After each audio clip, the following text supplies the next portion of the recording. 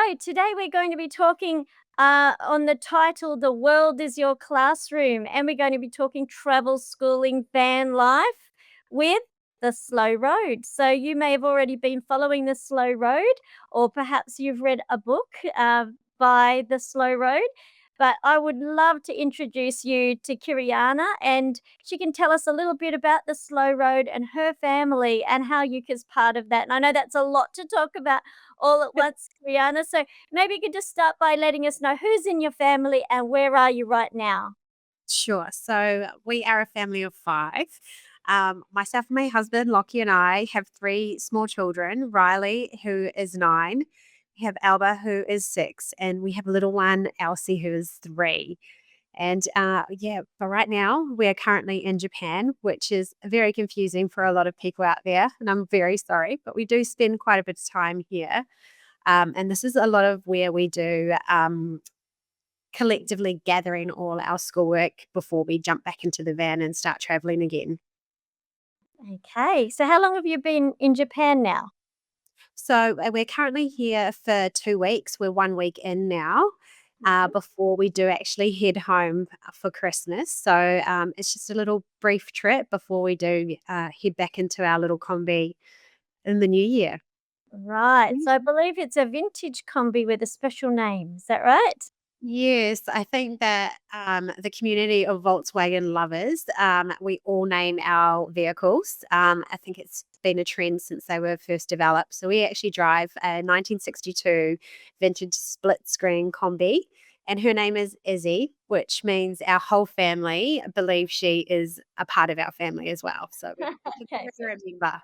for a Yeah. family of six. Yes. We rely on her to get us everywhere, so we talk to her. "Come on, Izzy, we're gonna make it."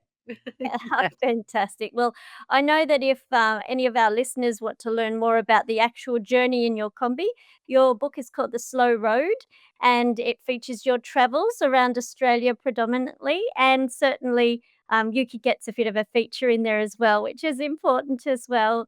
So let's talk about your travel philosophy and where that started, that idea about, traveling and doing your schooling and doing your family life in this way. Yeah, I guess, we did start traveling right before COVID. We're both from aviation, so we've kind of always had that bug about us. And that's what brought us to Japan. And while we were here, we decided that, we needed to see more of Australia, and that's how we kind of jumped between Australia and Japan and ended up in a van. And as Riley grew older, he clearly needed schooling as well, and we just tried to search for ways and where we could educate him to be an outdoorsy boy, still get out and explore the world, but also have a stable homeschooling background as well. And sort of that's where that kind of all was confusing for us, and we had to figure that out. And our research led us to Yucca, thank God. Fantastic. um, yeah, so we never anticipated probably being on the road for as long as we have. And then once we entered our COVID world, it really became familiar for everybody, and there was so much more, I guess, encouragement by people. Everyone could see that kids could still be outdoors and learn, or still travel, and so that kind of opened it up a bit further for us, and that's when we decided it was going to be more of a long term situation. Fantastic. So can I ask you, going back a step, about the philosophy behind slow learning, that seasonal, local, organic, whole kind of lifestyle that you've got? Where did that start in your journey? It's really funny. I think by living in a combi, it does take you back a few eras.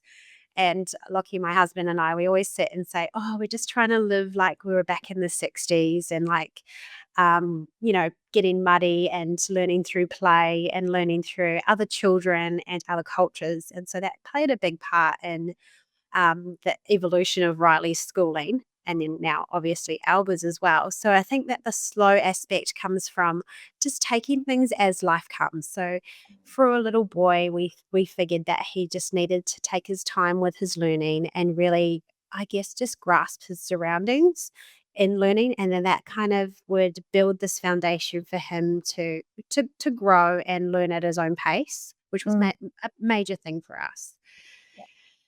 Yeah. Yeah.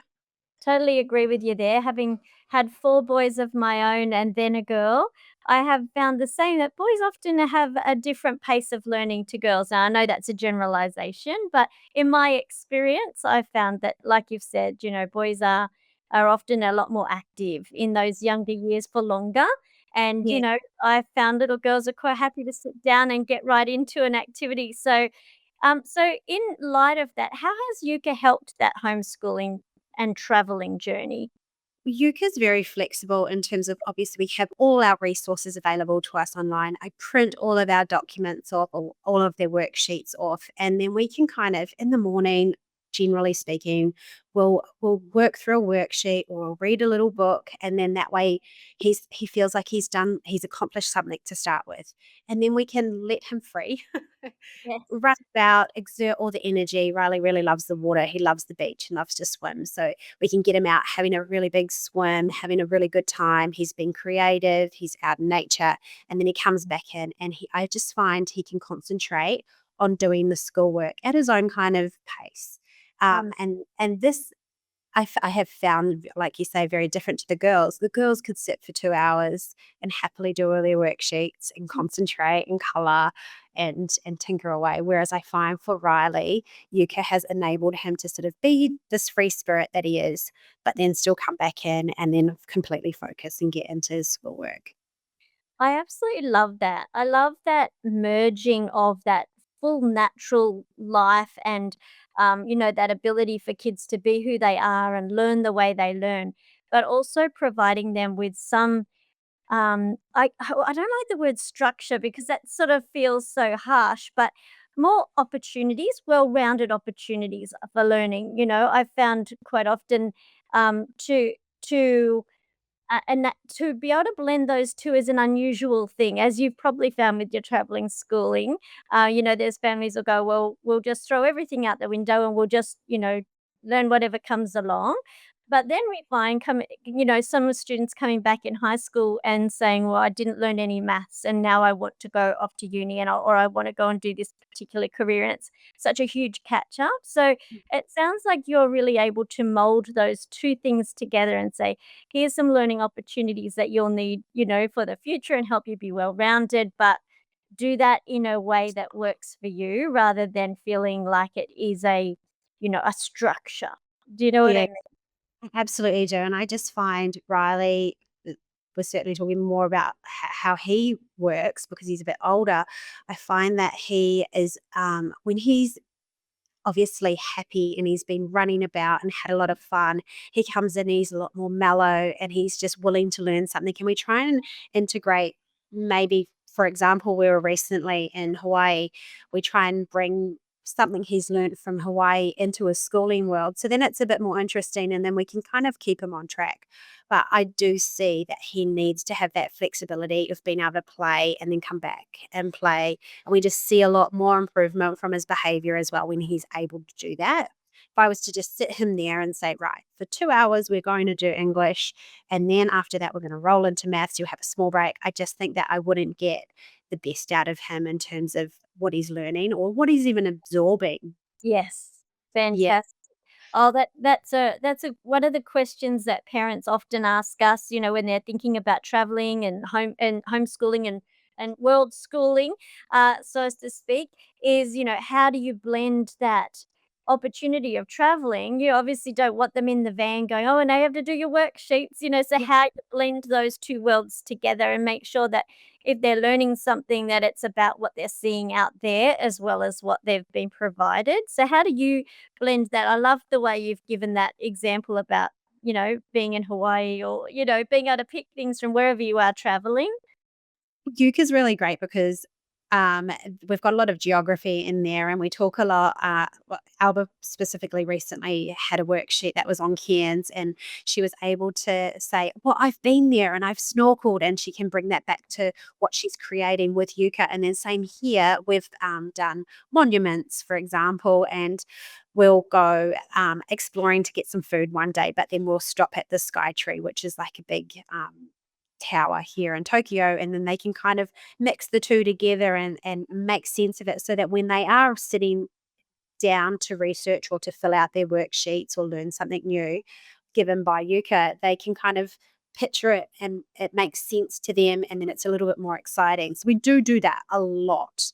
A lot of the times we will go on an excursion and somehow, without even realizing, it kind of folds into our Yuka learning. It Yes, happens because quite a lot. surely yeah, Yeah. 'cause learning is just a part of life. Like, we all are natural learners and Mm. enthusiastic learners, so I love the way you've been able to blend that and not think learning should never really be separate from family life. It should be part of our life, and that's how it naturally is for kids until they go to school.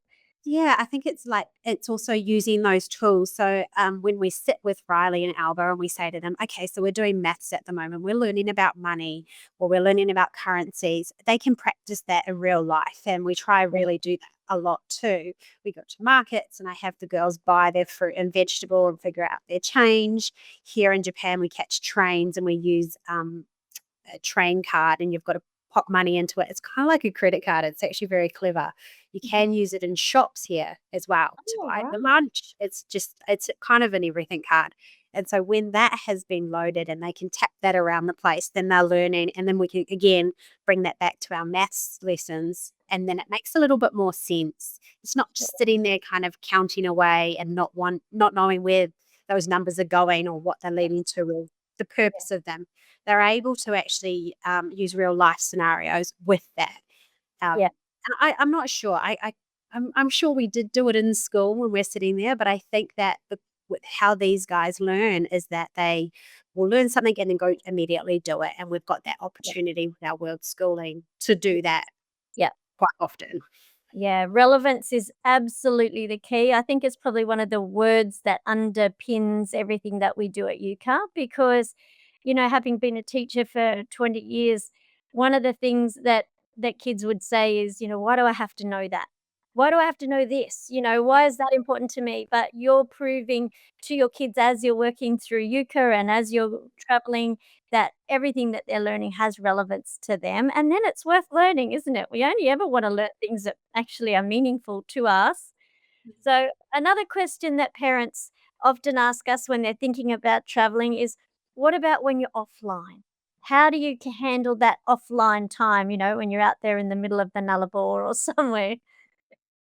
Yeah, I think that, of course, with all schooling, you have to be really prepared. So everything that we have for a term is boxed up and put into packaging so that we're ready in case we don't need to use our devices or have internet and so forth. So I have these that, again, Japan is wonderful. We go to the dollar shop Uh-huh. just at the dollar shop, and both kids have these big containers, and then they have their sleeves with all their worksheets, and everything is in there so that they can go in between them.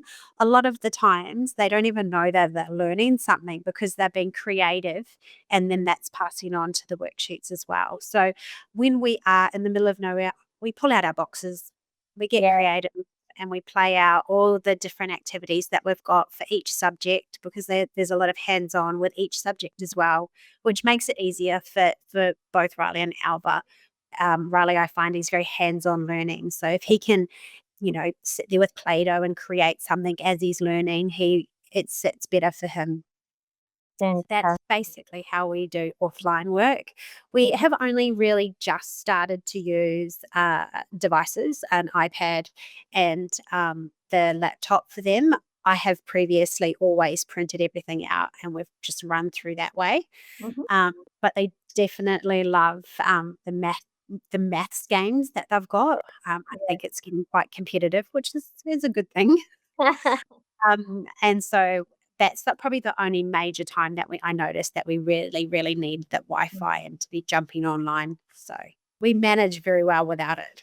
Uh, well, you've probably heard this question a lot, and it's a question about space. We are living in this society where, the bigger house, the better, and all those kinds of things. Yet here you are proving that you need much less space than most people would think to be able to do your schooling and your living. And so, how do you handle your schooling with the space constraints?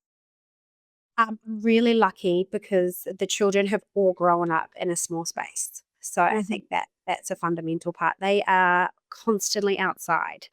their playground is always out playing on the beach or out the front of the caravan. When we did get the caravan, we always said to ourselves that this is our sleeping quarters, and then we'll eat and play, and all the rest of it is outside. Obviously, we have rainy days, but most of the time we're good.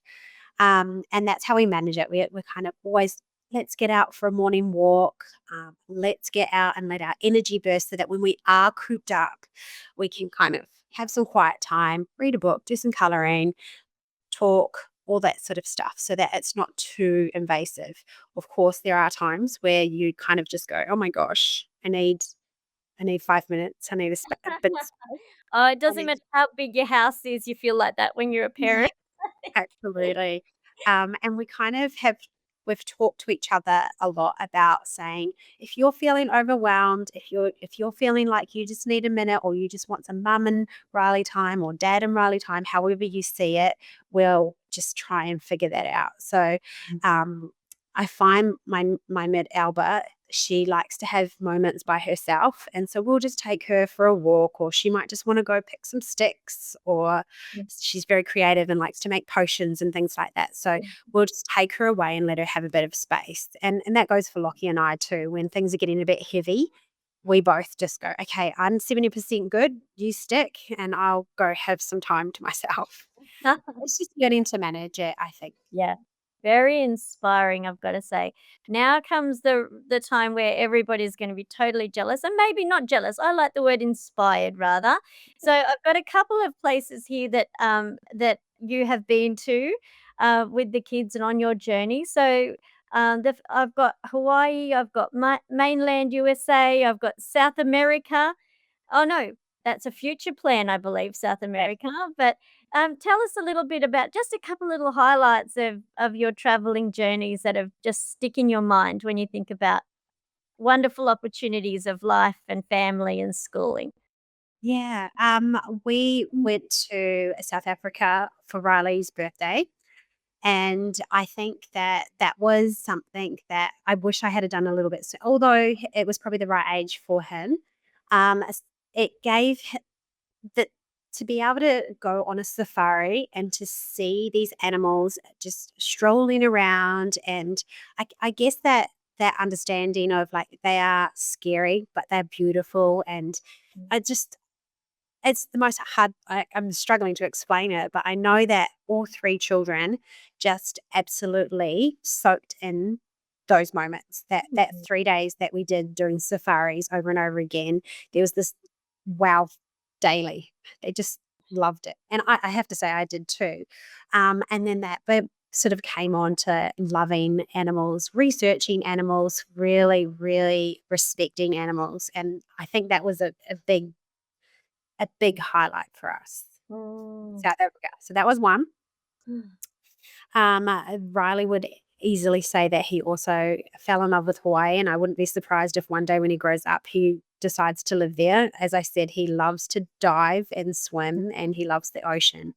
And we also did a lot of cultural stuff there, and he really enjoyed learning how the Hawaiians are so similar to the Maldives, which is our heritage. We're from New Zealand, so he's got that little bit of a connection, and how he really embraced that and could see the language similarities, food similarities, and then just even the backdrops. He was like, "This is so much like New Zealand," and just having that little bit of respect for another culture. I found he did that mostly there.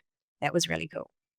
Oh, you really got me longing to, get out and see the and look, mine are getting too old now, I have to drag them along because they're all teenagers now, so they've got their own life, but, oh, it's just wonderful to hear about how you're doing all of those different things. In your journey with Yuka, I just wanted to ask about the support that we've been able to give you along that journey. Like, how has our support team been able to help you with things like, with you keeping your reports and things like that going? Because I understand, obviously, in another country, reporting's not the same thing. It's more for yourself and making sure you've got good records for yourself. But yeah, what has your experience been there? This is our second year with UCAP, so every time that we have needed any assistance or support, it's been very quick. I find it's when the very beginning, when I was trying to figure out how to organize, I found the it's actually your YouTube of how you place everything in files and getting everything sorted. We had a really good idea of it, but to be able to go back and communicate and say, wait, this doesn't quite make sense. Let's try to figure this out and how to work it for me. It was brilliant. We just have I've never been able to fault it. I've always been able to ask questions and seek help. Oh, fantastic. I'm so pleased to hear that. Yes, I mean, yes, the fault having organization is one of those things that you never regret taking the time up front to get yourself a bit organized. And I don't know if you've seen, we have this new reporting function now where you can take a photograph of your children's work if they've created potions in science or whatever and upload them and then print it off at the end of the year. So that is going to be a beautiful keepsake that no doubt you'll be able to enjoy with your family as well. Absolutely. So, and it's cute. They can look back and reflect. For sure. Well, look, it would be really great before you go just to give us a plug about your book and see, I'm sure that there's people who'd be interested in reading that. Do you want to just share a little bit about where we could find that, what's in it, and where we could find it? So we have a book called The Slow Road Van Life, which is full of information of how we travel, our hot tips, how we manage life on the road and different destinations. I'm also a fire cook, so there's lots of recipes in there and different ways to tackle fussy eaters. Riley's a fussy eater, but the girls are not. So not everything is perfect. And yes, in the book, we talk about homeschooling a lot and how we manage it and how we utilize yoga throughout our journey as well. So, the book is found in Dimmicks and it's also found on Amazon, and you can find it in most bookstores throughout New Zealand as well. They're in Whitcoulls, the Warehouse, and more, actually. I Which see. is very So it's exciting. called The Slow Road. The Slow Road, but you can also find it on our website at The Slow Road. www.theslowroad.com.au. Oh, thank you so much for your time and all the inspiration and encouragement that you've given to families who are homeschooling or thinking about world schooling like you have been doing. And, just to everybody out there, whether you're traveling the world or you're at home doing your homeschooling, Yuka's there to empower you and your family on your unique journey. So thank you so much for your time. You, we loved it.